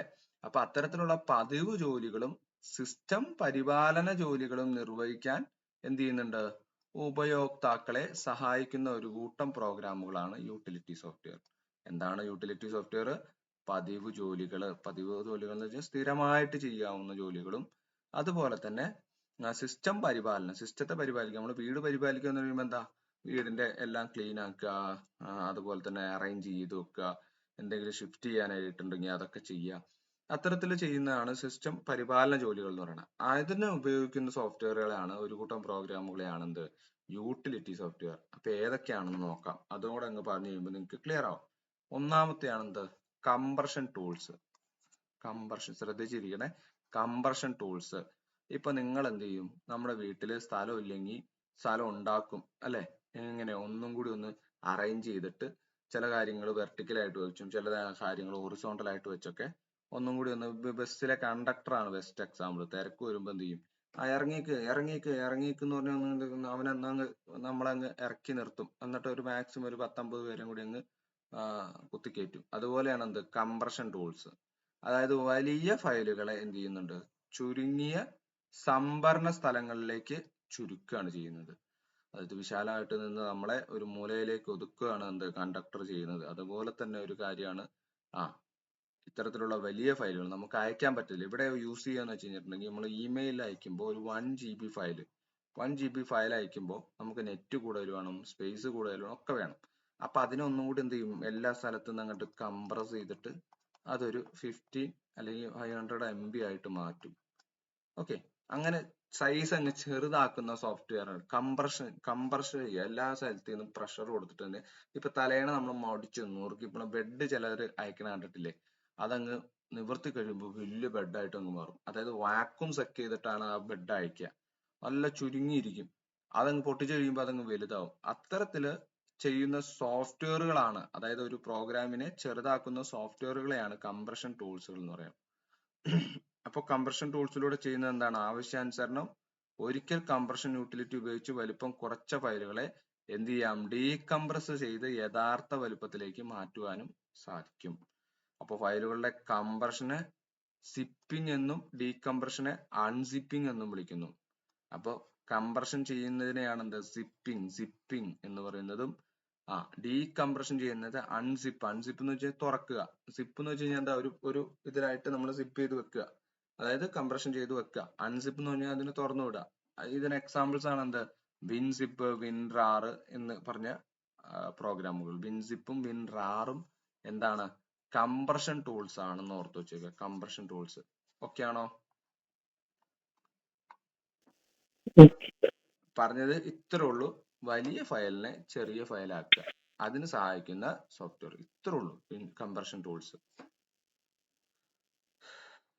ഇപ്പൊ നിങ്ങളൊക്കെ ഒരു 1 GB എന്താണ് 1 GB ഒരു ടെലഗ്രാമിൽ പോയിട്ട് ഒരു ഫയലോ അല്ലെങ്കിൽ ഒരു ഗെയിമിന്റെ ഫയലോ അല്ലെങ്കിൽ ഒരു സിനിമയൊക്കെ ഡൗൺലോഡ് ചെയ്യുകയാണെങ്കിൽ അത് അയക്കേണ്ട സമയത്ത് അത്രയും ഇച്ചിരി കുറച്ചുകൊണ്ട് നമ്മളൊക്കെ ഒരു പെൻഡ്രൈവിലേക്ക് കോപ്പി ചെയ്യുമ്പോൾ പെൻഡ്രൈവിൽ സ്ഥലം ഇല്ലെങ്കിലൊക്കെ ആണ് നമ്മൾ ഇതിനൊന്ന് ചുരുക്കിയിട്ട് യൂസ് ചെയ്യുക. അപ്പൊ അതിനുവേണ്ടി ഉപയോഗിക്കുന്ന സോഫ്റ്റ്വെയർ ആണ് കംപ്രഷൻ ടൂൾസ്. അടുത്താണ് ഡിസ്ക് ഡീഫ്രാഗ്മെന്റർ. ഡിസ്ക് ഡീഫ്രാഗ്മെന്റർ എന്ന് വെച്ച് കഴിഞ്ഞിട്ടുണ്ടെങ്കിൽ കമ്പ്യൂട്ടർ ഹാർഡ് ഡിസ്കിലെ ഫയലുകളുടെ പുനഃക്രമീകരണം. ഇപ്പൊ ഞാൻ പറഞ്ഞു, നിങ്ങളുടെ എന്റെ ഒരു കാര്യം എടുത്തു കഴിഞ്ഞാൽ, ഞാൻ എല്ലാ ദിവസവും സൺഡേ എന്റെ റൂം ക്ലീൻ ആക്കും. അടുത്ത സൺഡേ ആകുമ്പോഴത്തേക്കും ഇത് വീണ്ടും ഒരു മാർക്കറ്റ് പോലെയാകും. അതെന്താണെന്ന് എനിക്കും അറിയില്ല. അപ്പൊ ഞാൻ വീണ്ടും അതിങ്ങനെ ചെയ്തുകൊണ്ടിരിക്കും അല്ലെ? നിങ്ങൾക്ക് എങ്ങനെയാണെന്ന് എനിക്കറിയില്ല, എനിക്ക് അങ്ങനെയാണ്. ചിലപ്പോൾ 2 ദിവസം കൊണ്ട് തന്നെ ചന്തയാവും. അതെന്താണെന്ന് എനിക്ക് മനസ്സിലാവത്തില്ല. അപ്പൊ അത്തരത്തില് എന്താണ്, ഫയലുകളെ ഒന്ന് അടുക്കി കൂട്ടി വെക്കുക. അതിന് സഹായിക്കുന്ന ഒരു സോഫ്റ്റ്വെയർ ആണ് എന്ത്, ഡിസ്ക് ഡീഫ്രാഗ്മെന്റർ. ഡിസ്ക് ഡീഫ്രാഗ്മെന്റർ എന്ന് പറയുമ്പോൾ ഒന്ന് വീണ് കിടക്കും. ഇപ്പൊ ഒരു ഷെൽഫിൽ നിങ്ങൾ ബുക്ക് അടുക്കി വെച്ചു എന്ന് വിചാരിച്ചോ, ആ ബുക്ക് എന്തെങ്കിലും താഴെ കുറെയൊക്കെ താഴെ പോയി, എന്തെങ്കിലും ഒരു കുലുക്കത്തിൽ താഴെ പോയി, പിന്നീട് അതിനെ വീണ്ടും നമ്മൾ ഒന്നുകൂടി എടുത്ത് അറേഞ്ച് ചെയ്യുന്ന അത്തരത്തിലുള്ള ഒരു ജോലിയാണ് ആര് ചെയ്യുന്നത്, ഡിസ്ക് ഡീഫ്രാഗ്മെന്റർ. അപ്പൊ അങ്ങനെയെന്ന് വെച്ച് കഴിഞ്ഞാൽ നമ്മുടെ മെമ്മറിയിൽ, ഇപ്പൊ കമ്പ്യൂട്ടറായിട്ട് റിലേറ്റ് ചെയ്യാന്ന് വെച്ച് കഴിഞ്ഞാൽ മെമ്മറിയിൽ പല ഫയലുകൾ സേവ് ചെയ്ത് വെച്ച് ഇവിടെയും അവിടെയും ഇവിടെയൊക്കെ ആയിട്ടായിരിക്കും. സോ ഇതിനൊക്കെ എടുത്തിട്ട് എന്ത് ചെയ്യുന്നു, ഡിസ്ക് ഡീഫ്രാഗ്മെന്റർ ഇങ്ങനെ കണ്ടിന്യൂസ് ആയിട്ട് എടുത്തുകൊണ്ട് വെക്കും. ഈ 2 ഫയലിനെ അങ്ങ് മാറ്റും, എന്നിട്ട് ഇങ്ങനെ കണ്ടിന്യൂസ് ആയിട്ട് എടുത്തുകൊണ്ട് വെക്കും. അപ്പൊ അത് ചെയ്യുന്നത് ആരാണ്, ഡിസ്ക് ഡീഫ്രാഗ്മെന്റർ ആണെന്ന് ഓർത്ത് വെച്ചേക്കുക. അത് മനസ്സിലായോ?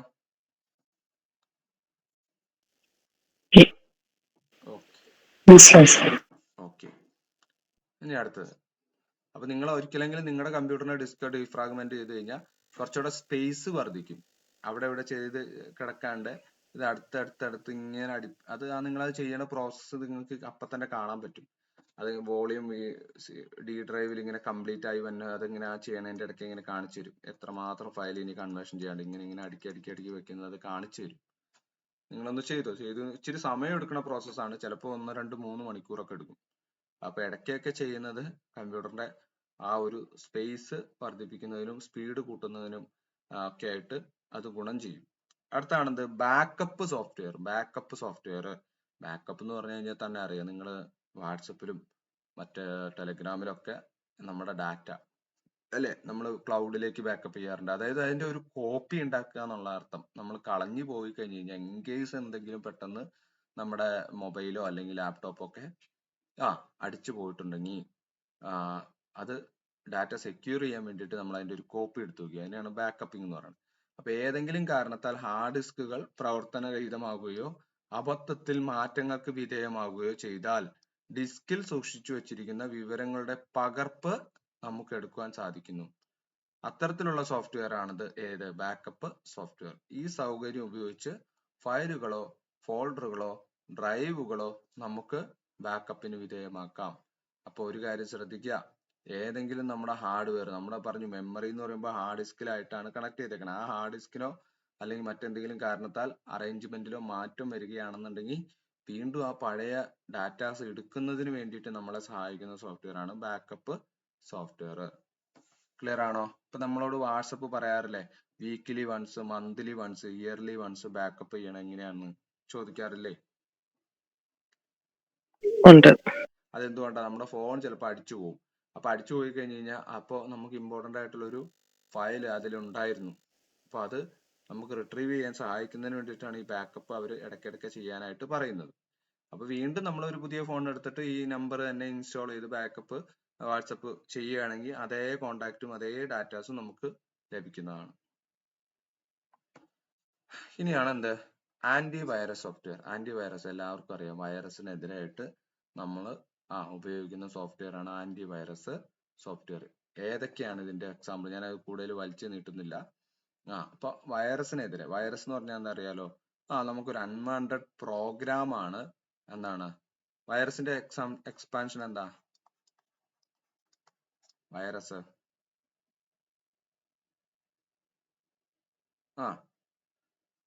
വൈറസിന്റെ expansion vital information resources under siege. Virus vital information resources under siege എന്നാണ് വൈറസ് സ്റ്റാൻഡ് ചെയ്യുന്നത്. അതായത് ഇപ്പൊ നമുക്ക് നമ്മുടെ കമ്പ്യൂട്ടറിലേക്ക് നമ്മുടെ ഡാറ്റാസ് ചോർത്തുന്നതിനോ അല്ലെങ്കിൽ നമ്മുടെ കമ്പ്യൂട്ടറിന്റെ പ്രവർത്തനങ്ങൾ അവതാളത്തിലാക്കുന്നതിനോ മനഃപൂർവ്വം പ്രോഗ്രാം ചെയ്യുന്ന ഒരു കൂട്ടം ഇൻസ്ട്രക്ഷൻസിനെയാണ് അല്ലെങ്കിൽ പ്രോഗ്രാമിനെയാണ് എന്ത്? വൈറസ് എന്ന് പറയുന്നത്. അത് വൺസ് നമ്മുടെ സിസ്റ്റത്തിൽ കിടന്നു കഴിഞ്ഞു കഴിഞ്ഞാൽ പിന്നെ നമ്മുടെ സിസ്റ്റത്തിന്റെ പ്രവർത്തനങ്ങളെ അത് ബാധിക്കുന്നു. അപ്പോൾ ആ രീതിയിൽ നമ്മുടെ ഡാറ്റ നഷ്ടപ്പെട്ടു പോകാനും കാരണമാവും. അപ്പൊ അതിനെതിരെ എന്ത് ചെയ്യാണ്? ഒരു മതില് പോലെ ആക്ട് ചെയ്യുന്ന സോഫ്റ്റ്വെയർ ആണെന്ത്? Anti virus software. Anti virus software ഏതൊക്കെയാണ് anti virus software? Norton antivirus, Kaspersky, AVG, പിന്നെന്തുണ്ട്? മക്കഫെ. ഇതൊക്കെ എന്തുണ്ട്? ആന്റിവൈറസ് സോഫ്റ്റ്വെയറിന് ഉദാഹരണമാണ്. Norton antivirus, Kaspersky. ഈ പേരൊക്കെ ഒന്ന് ഓർത്ത് വെച്ചേക്കുക. ചിലപ്പോൾ ഓപ്ഷനിൽ തരുമ്പോൾ നിങ്ങൾ മേപ്പോട്ട് നോക്കിക്കൊണ്ടിരിക്കും. അതുകൊണ്ട് ഇതൊരു 3 തവണ വായിച്ചിട്ട് പോവുക. AVG, Norton antivirus, Kaspersky, AVG, മക്കഫെ. എന്റെ അടുത്തിരിക്കുന്ന മക്കഫെ ആണ്. ഇതാ കണ്ടോ? മക്കഫെ കാണുന്നുണ്ടോ? മക്കഫെ എന്ന് കണ്ടോ? ഇവിടെ കാണുന്നുണ്ടോ? അത് ആന്റിവൈറസ് ആണ്. അപ്പൊ ഇതൊക്കെ ആന്റിവൈറസ്. ഒത്തിരി ആന്റിവൈറസ് സോഫ്റ്റ്വെയർ ഉണ്ട്. നമ്മൾ അത്യാവശ്യം ഒന്ന് പഠിച്ചു വെക്കുക. കാരണം എല്ലാം പഠിച്ചു പോലും നടക്കില്ല. കുറച്ച് നോക്കുക. ഞാൻ നോക്കാം കുറച്ചുകൂടെ കിട്ടുമെന്നുണ്ടെങ്കിൽ നമുക്ക് എടുത്ത് വച്ചുതരാം. ഒരു ചെറിയ നോട്ട് പോലെ ഞാൻ ആക്കി തരാം. ഇതുവരെ ക്ലിയർ ആണോ?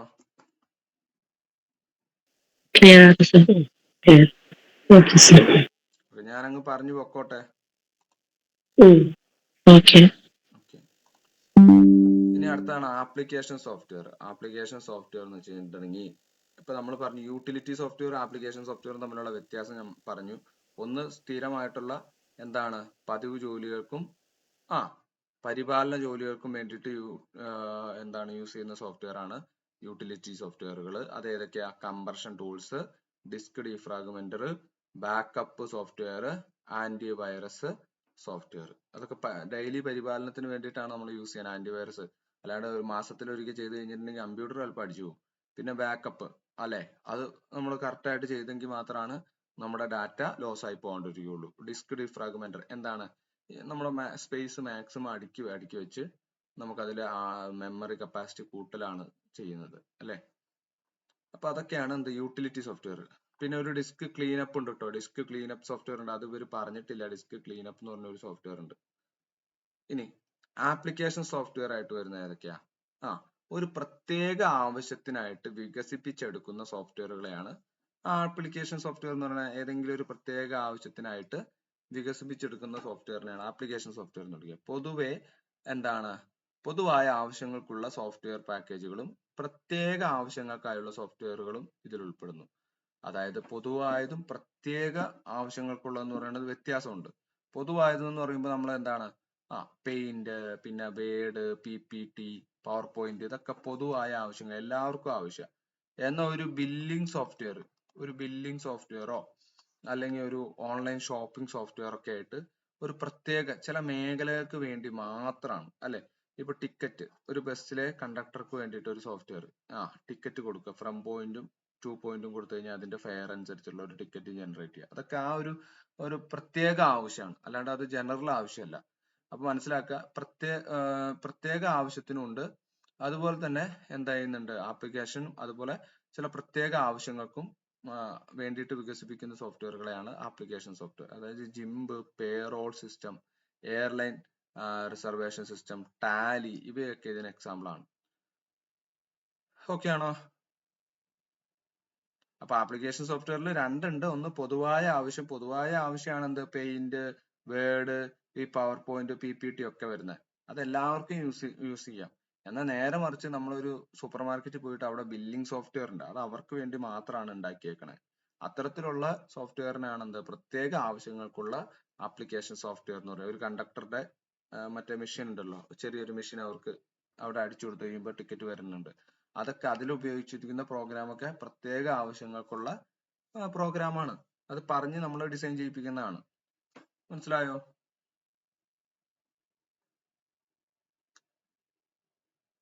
മനസ്സിലായി. ഓക്കെ, ഇനി അതെന്തൊക്കെയാന്ന് നോക്കാം. പൊതുവായ ആവശ്യങ്ങൾക്കുള്ള ജനറൽ പർപ്പസിന് വേണ്ടിയിട്ട് ഉപയോഗിക്കുന്ന സോഫ്റ്റ്വെയറുകളാണ് ഒരു പ്രത്യേക ആപ്ലിക്കേഷനിലെ പ്രവർത്തനങ്ങൾ നിർവഹിക്കാൻ ഉപയോഗിക്കുന്ന സോഫ്റ്റ്വെയർ പാക്കേജ് ആണ്. ഒരു പ്രത്യേക ആപ്ലിക്കേഷനിലെ പ്രവർത്തനങ്ങൾ നിർവഹിക്കാൻ ഉപയോഗിക്കുന്ന software.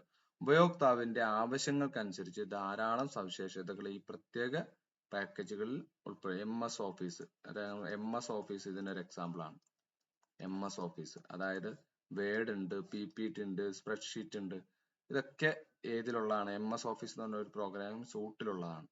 Word processors, spreadsheet software, presentation software, database software, multimedia software എന്നിങ്ങനെയാണ് ഇവയെ എന്ത് ചെയ്തേക്കണേ, തരംതിരിച്ചിരിക്കുന്നത്. അതൊക്കെ ഒരു പൊതുവായ ആവശ്യം തന്നെയാണ്. അതിൽ വരുന്ന ചില കാര്യങ്ങളാണ് ഇതൊക്കെ. Word, spreadsheet, presentation, database. Database എന്ന് വെച്ച് കഴിഞ്ഞാൽ മെമ്മറിയെ മാനേജ്മെന്റ് ചെയ്യാനായിട്ടുള്ള ഒരു സോഫ്റ്റ്വെയർ ആണ് ഡാറ്റാബേസ്.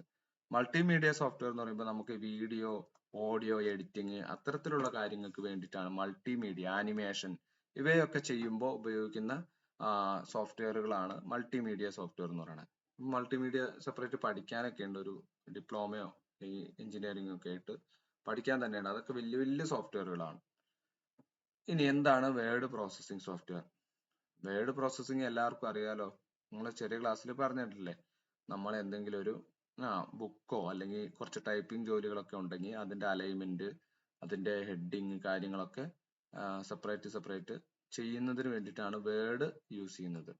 ഇപ്പൊ എന്താണ്, ഡോക്യുമെന്റുകൾ നിർമ്മിക്കുന്നതിനും മാറ്റങ്ങൾ വരുത്തുന്നതിനും വേണ്ടി രൂപകൽപ്പന ചെയ്തിരിക്കുന്ന സോഫ്റ്റ്വെയർ ആണെന്ത്, വേർഡ് പ്രോസസ്സിംഗ് സോഫ്റ്റ്വെയർ. വളരെ എളുപ്പത്തിൽ ലിഖിത ഉള്ളടക്കം രൂപകൽപ്പന ചെയ്യുവാനും ചിട്ടപ്പെടുത്താനും നിർമ്മിക്കുവാനും പ്രിന്റ് ചെയ്യുവാനൊക്കെ ഇത് ഉപയോഗിക്കുന്നുണ്ട്. ഇതിന്റെ സഹായത്തോടെ ഫോണ്ടുകൾ സെറ്റ് ചെയ്യാം, പാരഗ്രാഫ് സെറ്റ് ചെയ്യാം, പിന്നെ എന്താണ്, വ്യത്യസ്ത അടയാളങ്ങൾ കൊടുക്കുവാനും വരിയായിട്ടൊക്കെ അറേഞ്ച് ചെയ്യാനായിട്ടൊക്കെ ഇതിന് കഴിയും. പിന്നെ ചിത്രങ്ങൾ ഉൾപ്പെടുത്താനും രേഖാചിത്രങ്ങളും പട്ടികകളും നിർമ്മിക്കുവാനും സാധിക്കുന്നു. ഡോക്യുമെന്റിന്റെ ഓരോ പേജുകളിലും തലക്കെട്ടും അടിക്കെട്ടും, ഹെഡർ ആൻഡ് ഫൂട്ടർ, അതാണ് തലക്കെട്ട് അടിക്കെട്ട്, സജ്ജീകരിക്കാനും സാധിക്കുന്നു. ഇതിന് എക്സാമ്പിൾസ് ഏതൊക്കെയാണ്? Word processing software, MS Word, Open Office Writer, Apple iWork page.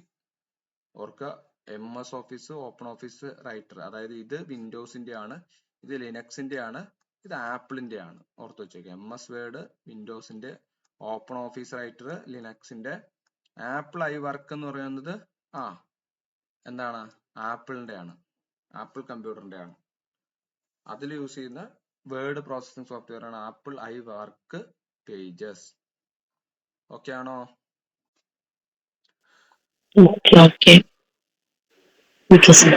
Okay. ഇനി അടുത്താണെന്ത്? സ്പ്രെഡ്ഷീറ്റ്. ഈ പേരുകൾക്കൊക്കെയാണ് കേട്ടോ ഇവിടെ എക്സാമ്പിൾ.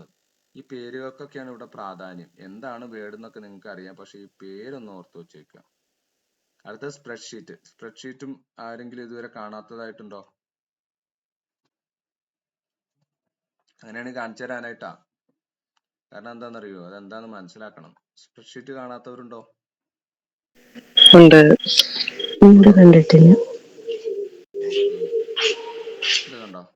ഇതാണ് വേർഡ്, ഇതാണ് എക്സൽ, ഇതാണ് പവർ പോയിന്റ്. ഇപ്പൊ ഞാൻ ക്ലാസ് എടുക്കുമ്പോൾ PPT തയ്യാറാക്കാറില്ലേ, അത് പവർ പോയിന്റിലാണ്. ഇത് എക്സൽ എന്ന് പറയും. കണ്ടോ? എക്സൽ ഒരു വർക്ക്, അതായത് നമുക്ക് കാൽക്കുലേഷനും മറ്റു കാര്യങ്ങളൊക്കെ ചെയ്യുന്നതിന് വേണ്ടിയിട്ട് ഉപയോഗിക്കുന്ന ഒരു സോഫ്റ്റ്വെയർ ആണ് എക്സൽ. ഇത് ഇങ്ങനെ കോളം ആയിട്ടോ റോ ആയിട്ടാ. അപ്പൊ എന്തിനാണ് വേണ്ടിയിട്ടാണ് ഇത് വെച്ചിരുന്നത്? ബില്ലിങ് ചെയ്യുക, ചില മാത്തമാറ്റിക്കൽ റിലേറ്റഡ് ആയിട്ടുള്ള ഇതിനൊക്കെ ഓരോ കോളത്തിനൊക്കെ നമുക്ക് ഇക്വേഷൻ ഒക്കെ സെറ്റ് ചെയ്യാം. അതായത് പാസിംഗ് പെർസെന്റേജ് എത്ര, ഓരോ സബ്ജക്റ്റിന്റെ മാർക്ക് അനുസരിച്ചിട്ട് ആ കൊച്ചിന്റെ ഓട്ടോമാറ്റിക്കലി ഈ കോളം നമുക്ക് ഇക്വേഷൻ കൊടുത്തിട്ട് ടോട്ടൽ മാർക്ക് കണ്ടുപിടിക്കാം. അങ്ങനെ നമ്മൊന്ന് വലിച്ചു കഴിഞ്ഞാൽ ഇത്തരം കാൽക്കുലേഷനും കൂടി ഉൾപ്പെടുത്തിക്കൊണ്ട് അതിനെ പ്രസന്റ് ചെയ്യുക, ഗ്രാഫുകൾ തയ്യാറാക്കുക. ഒരു ഓഫീസ് ജോലിക്ക് ആവശ്യമായിട്ടുള്ള എല്ലാ കാര്യങ്ങളും, അതായത് വേർഡിനെ എഡിറ്റ് ചെയ്യലല്ലാതെ ഡാറ്റയെ അനലൈസ് ചെയ്യുക, ഇത്തരത്തിലുള്ള കാര്യങ്ങൾ, മാർക്ക് കൊടുക്കുക, കുറെ കാര്യങ്ങൾ, കുറെ ഓഫീസ് സംബന്ധമായിട്ടുള്ള മാത്തമാറ്റിക്കൽ ഓപ്പറേഷൻസ് ഒക്കെ ചെയ്യാൻ സഹായിക്കുന്ന ഒരു സോഫ്റ്റ്വെയർ ആണ് എന്ത്? എക്സൽ എന്ന് പറയുന്നത്. ഇത് പഠിച്ചു കഴിഞ്ഞിട്ടുണ്ടെങ്കിൽ ഓഫീസ് ജോലിയൊക്കെ പെട്ടെന്ന് നമുക്ക് ചെയ്ത് തീർത്ത് പോവാം. അതിനുവേണ്ടി യൂസ് ചെയ്യുന്ന ഒരു സോഫ്റ്റ്വെയർ ആണ്. ഇത് സെപ്പറേറ്റ് പഠിക്കില്ല, ഇതിന്റെ ആപ്ലിക്കേഷൻ ഒക്കെ വളരെ കൂടുതലാണ്. അതിനുവേണ്ടി ഉണ്ടാക്കിയേക്കണയാണ് ഏത്? എക്സൽ. മനസ്സിലായോ? അപ്പൊ സ്പ്രെഡ്ഷീറ്റ് എന്നാണ് അതിനെ പറയാ. പട്ടിക രൂപത്തിലുള്ള ഈ സോഫ്റ്റ്വെയർ ഉപയോഗിച്ച് കണക്കുകൂട്ടലുകൾ എളുപ്പത്തിൽ നടത്താൻ സാധിക്കും. പേപ്പർ വർക്ക്ഷീറ്റിനെ അനുകരിച്ചുകൊണ്ട് സെല്ലുകൾ കൊണ്ട് ഒരു ഗ്രിഡ് നിർമ്മിക്കുന്നു. കണ്ടോ? ഇപ്പൊ ഗ്രിഡ് ആണ് നിങ്ങൾ കണ്ടേ. ചിത്രങ്ങൾ ഉൾപ്പെടുത്തുവാനും വിവിധ തരത്തിലുള്ള ചാർട്ടുകൾ നിർമ്മിക്കുവാനും ഇത് അനുവദിക്കുന്നു. അപ്പൊ നമ്മൾ കൊടുത്തിട്ടുള്ള ഒരു ഡാറ്റ ഉപയോഗിച്ചിട്ട് അതിനെ ചാർട്ടാക്കി മാറ്റും. ഒരു കുട്ടിയുടെ മാർക്ക്, അവന്റെ പെർഫോമൻസ് ഒക്കെ ഇങ്ങനെ ഗ്രാഫ് രൂപത്തിലും പൈ ചാർട്ടിലൊക്കെ ആയിട്ട് മാറ്റാനും അതിന് ഓട്ടോമാറ്റിക് ആയിട്ട് അവന്റെ ടോട്ടൽ മാർക്ക് കാൽക്കുലേറ്റ് ചെയ്യുക, പാസ്സായോ അതിന് ഗ്രേഡിങ് കൊടുക്കുക, അതൊക്കെ നമ്മൾ ചെയ്യേണ്ട ആവശ്യമില്ല. അതൊക്കെ ഇത് ചെയ്തു തരും. നമ്മൾ ഡാറ്റ മാത്രം കൊടുത്തു കഴിഞ്ഞാൽ അതിനെ ഇത്ര മാർക്ക് റേഞ്ചിലുള്ളവർക്ക് A ഗ്രേഡ്, ഇത്ര മാർക്ക് റേഞ്ചിലുള്ളവർക്ക് B ഗ്രേഡ്, അതൊക്കെ ഇതിൽ ചെയ്യാൻ പറ്റും. അപ്പൊ നമ്മുടെ ആ വർക്ക് വളരെ സിംപ്ലിഫൈ ചെയ്ത് തരുന്നതാണ് എന്ത്? Spreadsheet software. പട്ടികകൾ നിർമ്മിക്കുക ഒക്കെ ചെയ്യും. അപ്പൊ ഇതിന് എക്സാമ്പിൾ ആണെന്ത്? MS Excel. MS എക്സൽ എന്ന് വെച്ച് കഴിഞ്ഞാൽ വിൻഡോസിന്റെ ആണ്. ഓപ്പൺ ഓഫീസ് കാൽക്ക്, അതുപോലെ ലോട്ടസ് 1 2 3, ആപ്പിൾ ഐവർക്ക്, ഇവയൊക്കെ എന്താണ്? പലതരത്തിലുള്ള spreadsheet software. MS Excel, Open Office Calc, Lotus 1 2 3, Apple iWork Numbers. ഈ പേരുകളാണ് നമുക്ക് ഇമ്പോർട്ടന്റ്. ഇതെല്ലാം എന്താണ്? സ്പ്രെഡ്ഷീറ്റ് സോഫ്റ്റ്വെയറിന് എക്സാമ്പിൾ ആണ്. അപ്പൊ നിങ്ങളോട് ചോദിക്കുകയാണ്, ആപ്പിൾ ഐവർക്ക് നമ്പർ എന്ത് തരത്തിലുള്ള സോഫ്റ്റ്വെയറിന് എക്സാമ്പിൾ? ആപ്പിൾ ഐവർക്ക് പേജ് എന്ന് വെച്ച് കഴിഞ്ഞാൽ വേർഡ് പ്രോസസ്സിംഗ് സോഫ്റ്റ്വെയർ ആണ്. ആപ്പിൾ ഐവർക്ക് നമ്പർ എന്ന് വെച്ച് കഴിഞ്ഞാൽ സ്പ്രെഡ്ഷീറ്റ് സോഫ്റ്റ്വെയർ ആണ്. ഓർത്ത് വെച്ചേക്കുക. അതേപോലെ ഓപ്പൺ ഓഫീസ് കാൽക്ക്, ലോട്ടസ് 1 2 3 എന്ത് സോഫ്റ്റ്വെയറിന് എക്സാമ്പിൾ ആണെന്നും ചിലപ്പോൾ ചോദിക്കാം. അത് സ്പ്രെഡ്ഷീറ്റ് ആണെന്ന് സെപ്പറേറ്റ്. നമുക്ക് ഇതിൽ ആകെ പഠിക്കേണ്ട പോയിന്റ് ഇതാണ്. എന്താണ് സ്പ്രെഡ്ഷീറ്റ് എന്ന് അറിഞ്ഞു കഴിഞ്ഞാൽ അതിന്റെ എക്സാമ്പിൾ പഠിച്ചു വെക്കുക. അതാണ് PSC അധികം ചോദിക്കുക. മനസ്സിലായോ? അല്ലാണ്ട് ഇപ്പൊ ഞാൻ കാണിച്ചു തന്ന ആ പ്രോഗ്രാമിൽ നിങ്ങളോട് മാസ്റ്ററൈസ് ചെയ്യാനായിട്ടും എന്താണ് എങ്ങനെയാണെന്നൊന്നും പറയത്തില്ല. ക്ലിയർ ആണോ?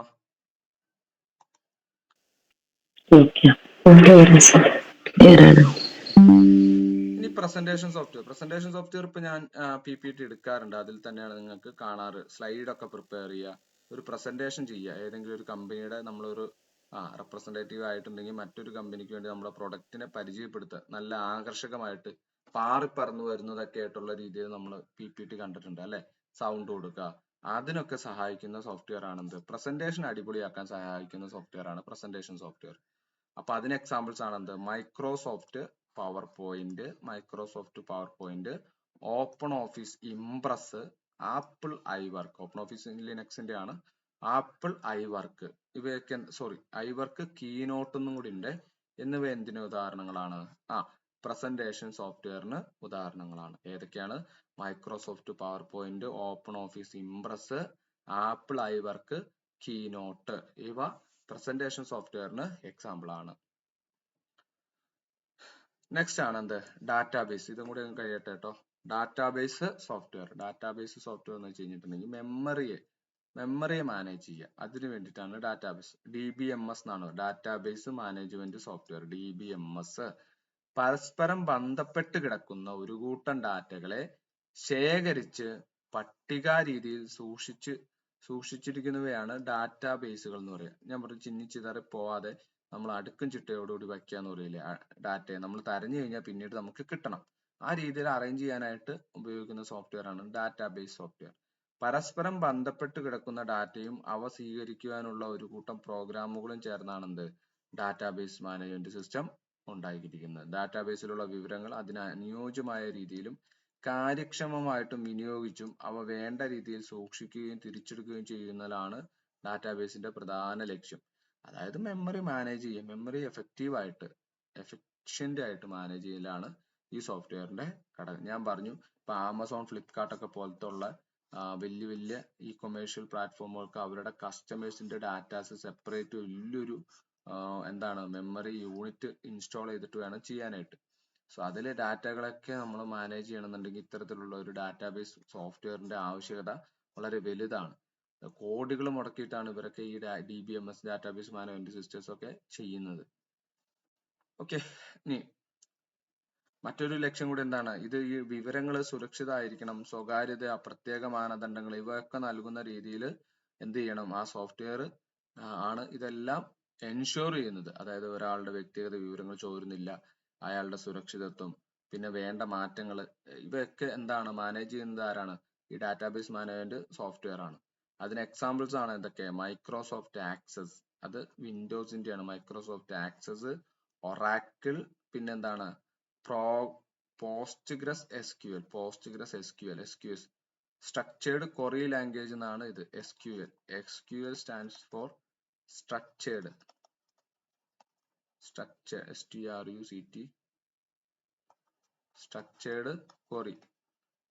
ക്വറി ലാംഗ്വേജ്, അതാണ് SQL.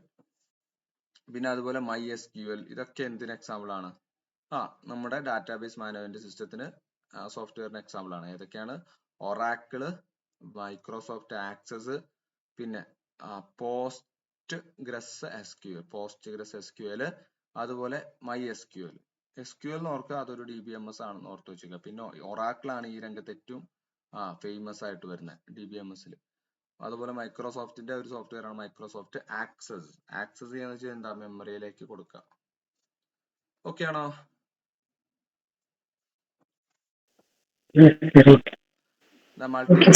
മൾട്ടിമീഡിയ സോഫ്റ്റ്വെയറോടെ പറഞ്ഞിട്ട് നമുക്ക് നിർത്താം.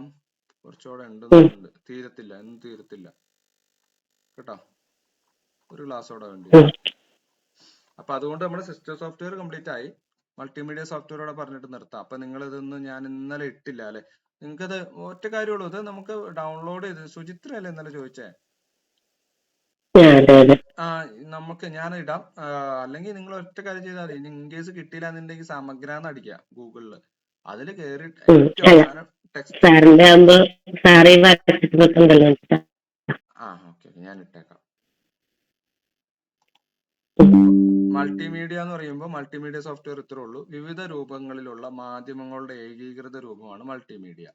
അക്ഷരങ്ങളും ചിത്രങ്ങളും ഗ്രാഫിക്സുകളും ഞാൻ പറഞ്ഞു അല്ലെ, വീഡിയോ എഡിറ്റിംഗ്, അത്തരത്തിലുള്ള കാർട്ടൂൺ വർക്ക്, അത്തരത്തിലുള്ള വർക്കുകളൊക്കെ ചെയ്യുന്നതിന്, ഇപ്പൊ വീഡിയോ ഷൂട്ടിങ്, അതിനൊക്കെ വേണ്ടിയിട്ട് അതിന്റെ ആ ഒരു പ്രക്രിയ എളുപ്പത്തിലാക്കാൻ വേണ്ടിയിട്ട് ഉപയോഗിക്കുന്ന സോഫ്റ്റ്വെയർ ആണെന്ത്, മൾട്ടിമീഡിയ സോഫ്റ്റ്വെയർ. അപ്പോൾ അക്ഷരങ്ങളും ചിത്രങ്ങളും ഗ്രാഫിക്സുകളും ഓഡിയോകളും വീഡിയോകളും കൂടി ചേർന്ന് ഒരു രൂപമാണ് മൾട്ടിമീഡിയ. വിവിധ തരത്തിലുള്ള വിവരങ്ങൾ പ്രോസസ്സ് ചെയ്യാൻ മൾട്ടിമീഡിയ സോഫ്റ്റ്വെയർ സാധിക്കും. ഓഡിയോ വീഡിയോ ഫയലുകൾ നിർമ്മിക്കുന്നതിനും എഡിറ്റ് ചെയ്യുന്നതിനും ഇത് സഹായിക്കുന്നുണ്ട്. ഒരു രൂപത്തിൽ നിന്നും മറ്റൊരു രൂപത്തിലേക്ക് തർജ്ജമ ചെയ്യുവാനുള്ള ഓഡിയോ വീഡിയോ ഫയലുകൾ അതുപോലെ സോഫ്റ്റ്വെയറുകൾ ഉണ്ട്. പിന്നെ ഇതിന് എക്സാമ്പിൾസ് ആണ് എന്തൊക്കെ? VLC player, Adobe flash, real player, media player എന്നിവയൊക്കെ മൾട്ടിമീഡിയ സോഫ്റ്റ്വെയർക്ക് എക്സാമ്പിൾ. മൾട്ടിമീഡിയ എന്ന് വെച്ചാൽ ഒന്നിൽ കൂടുതൽ മീഡിയാസ്, സൗണ്ട് ആയിട്ടും വീഡിയോ ആയിട്ടും എഴുത്തായിട്ടും മറ്റ് പല രൂപങ്ങളിലായിട്ടും നമ്മുടെ മുമ്പിലേക്ക് എത്തുന്ന ഒരു രൂപത്തിലുള്ള കമ്മ്യൂണിക്കേഷൻ രൂപമാണ് മൾട്ടിമീഡിയ എന്ന് പറയുന്നത്. അപ്പൊ ആ മൾട്ടിമീഡിയ ഹാൻഡിൽ ചെയ്യുക, അതിനെ എന്താണ് നമ്മുടെ മുമ്പിലേക്ക് എത്തിക്കുന്നതിന് ഉപയോഗിക്കുന്ന സോഫ്റ്റ്വെയറുകളാണ് മൾട്ടിമീഡിയ സോഫ്റ്റ്വെയറുകൾ. അതായത് വീഡിയോ അല്ലെങ്കിൽ ഓഡിയോ രൂപത്തിലുള്ള ഇൻഫോർമേഷൻസിനെയാണ് മൾട്ടിമീഡിയ എന്ന് പറയുന്നത്. അത് ഏതൊക്കെയാണ്? VLC player, Adobe flash, real player, media player എന്നിവയൊക്കെ എന്താണ് എക്സാമ്പിൾസ് ആണ്? മൾട്ടിമീഡിയ സോഫ്റ്റ്വെയറുകൾക്ക് എക്സാമ്പിൾ ആണ്. ഇന്നെടുത്തതിൽ എന്തെങ്കിലും ഡൗട്ട് ഉണ്ടോ?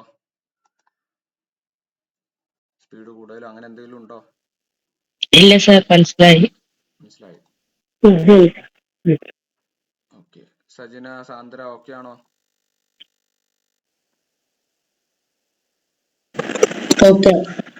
ഒന്ന് വായിച്ചു നോക്കുക. വായിച്ചു നോക്കിയിട്ട് അടുത്ത ക്ലാസ്സിൽ നമുക്ക് കണ്ടിന്യൂ ചെയ്യാം. ഡൗട്ട് ഉണ്ടെങ്കിൽ അപ്പൊ തന്നെ തീർത്തു പോവാം.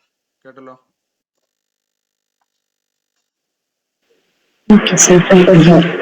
ഓക്കെ, എന്നാ വൈൻഡപ്പ് ചെയ്യാം.